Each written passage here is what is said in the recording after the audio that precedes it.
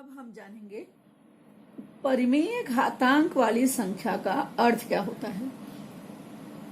उसके दो नियम मैं आपको आज बताने वाली हूं।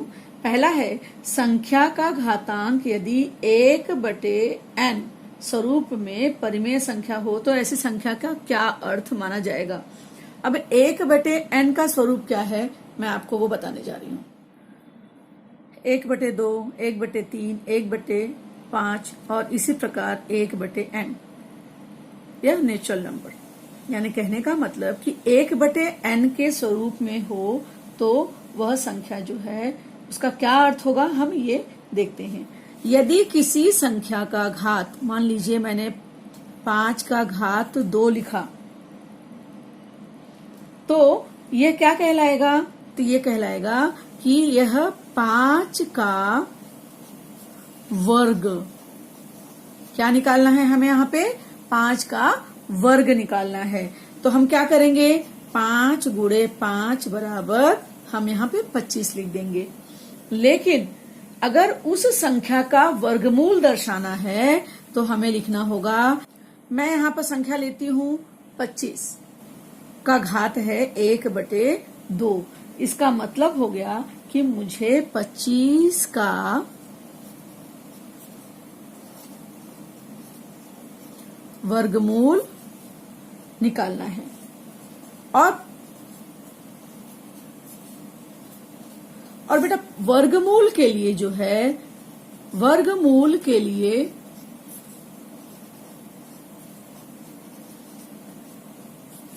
हमेशा ये चिन्ह आपने देखा होगा, इस चिन्ह का उपयोग करते हैं और इस चिन्ह को कहते हैं करणी। क्या कहते हैं, करणी। और अब 25 के घात 1/2 को हम लिखेंगे 25 करणी में। इसे अंडर रूट भी कहते हैं, इंग्लिश में कहते हैं अंडर रूट। 25 इज, मैंने आपको बता दिया कि 25 से ही 1/2 लिखा तो अंडर रूट 25 या करणी में 25 लिख देंगे तो वह मान लिया जाएगा कि 25 का वर्गमूल निकालना है।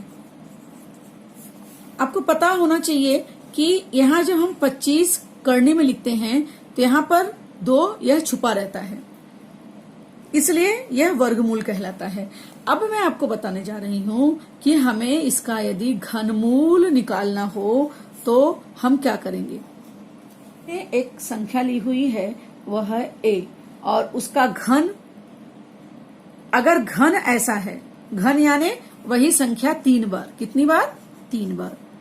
मैंने ऊपर 3 लिखा है ना घात, तो 3 बार। अब इसका घनमूल निकालना हुआ तो क्या करेंगे हम, यदि इसका घनमूल निकाला हुआ तो हम लिखेंगे a की घात 1/3।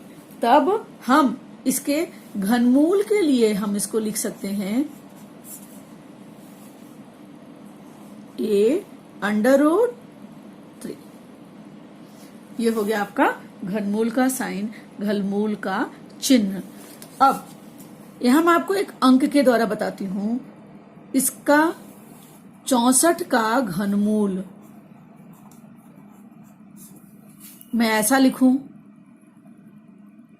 या ऐसा लिखूं या ऐसा लिखूं, ये 3 विधियां इसकी लिखने की हमें पता है। और यह जो 3 विधियां हैं इसके द्वारा हम दर्शा सकते हैं कि यह इसका घनमूल है। अब यहां भी ध्यान दीजिएगा, इसके बाद क्या कहते हैं, तो इसके बाद की संख्या को हम का वाचन भी हम कैसे करते हैं। तो अगर मैं यहाँ पे वाचन करने जाऊं तो यहाँ पे ऐसा हो जाएगा 64 का तीसरा मूल। इसको क्या पढ़ेंगे, 64 का तीसरा मूल।